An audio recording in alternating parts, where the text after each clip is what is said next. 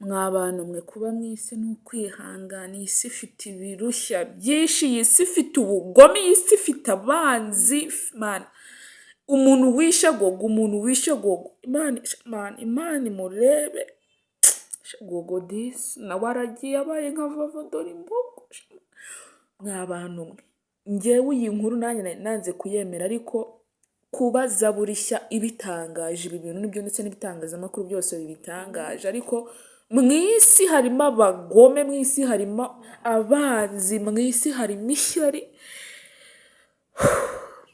Abantu babonye agiye kwamamara baravuga ngo reka tugukure ku isi. Abantu bari babonye yitereye imbere baravuga ngo reka tugukureho. Mwiriwe neza abanyarwanda, abanyarwandakazi, barundikazi, abantu bose mwumva ururimi rw'ikinyarwanda ndabaramukije. Muri mu gitondo amahoro abane namwe, muri nimugoroba amahoro abane namwe. Ni inkuru rero abantu bose muzi baririmba basenga cyangwa baririmba indirimbo za gospel. Gogo muramuzi cyane kuko yaramamaye, ariko kugeza aka kanya ntago ari mu mwuka w'abazima. Muzi yuko ejo bundi yari yagiye gutaramira Uganda, ariho afite igitaramo. N'ejo naramubonye pe ari kuririmba indirimbo ziwe. Rero umuntu uza manager we Bikemu wa Yesu niwe watangaje iyi nkuru ikishe. Ntago aratangaza ikishe Gogo, ariko yatangaje amakuru yuko Gogo yitabye Imana.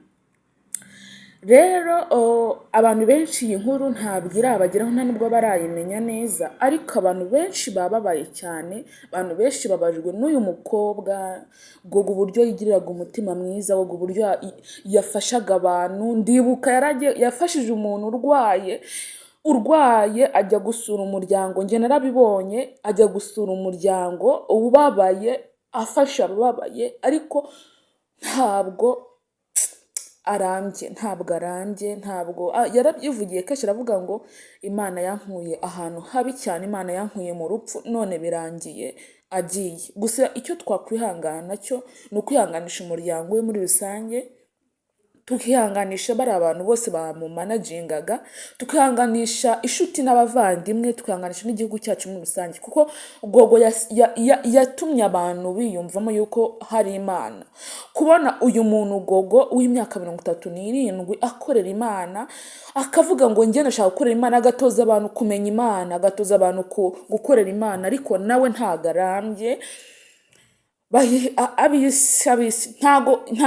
Ntago batangaje yuko arwaye, ahubwo abantu benshi bari kwita yuko Uganda bamurangije, kuko niho yabaga, niho yari yaragiye gukora igitaramo, niho yari yaragiye kuvuga ubutumwa bwiza, ariko ntabwo aharambye, kuko ntabwo batangaje yuko arwaye. Nta nubwo bageze batangaza yuko yari afite ikibazo, kuko yagiye yuriye indege gukora igitaramo nk'uko yagendaga abikora, ariko uyu munsi batangaje yuko yitabye Imana. Rero ibi bintu mu matwi y'abantu ntabwo bari kubyimisha, bari kuvuga ati abantu barabeshya, abantu bari kubeshya cyane, ariko ibi bintu nibyo.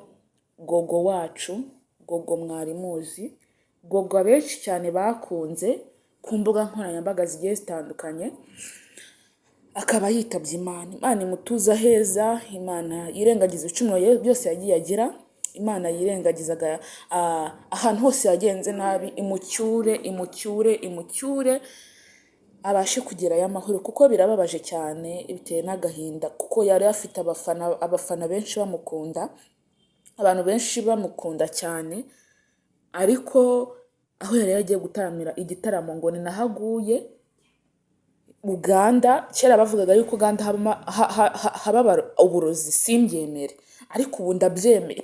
Gogo umva azize uburozi, Gogo azize uburozi, kuko ejo bundi nahoze ndeba indirimbo ye ari kuyikora, ari kuyisohora, ari kuritarama igitaramo kimeze neza, ari no kuri live ya TikTok, ahantu hose ari, ariko ntabwo arambye.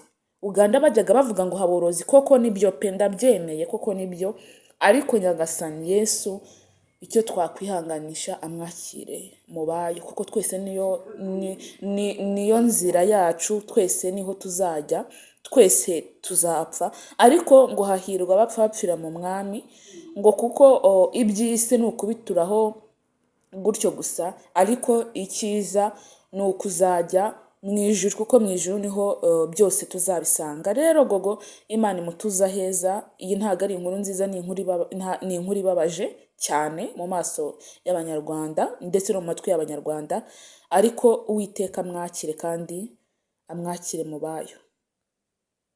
Mwihangane.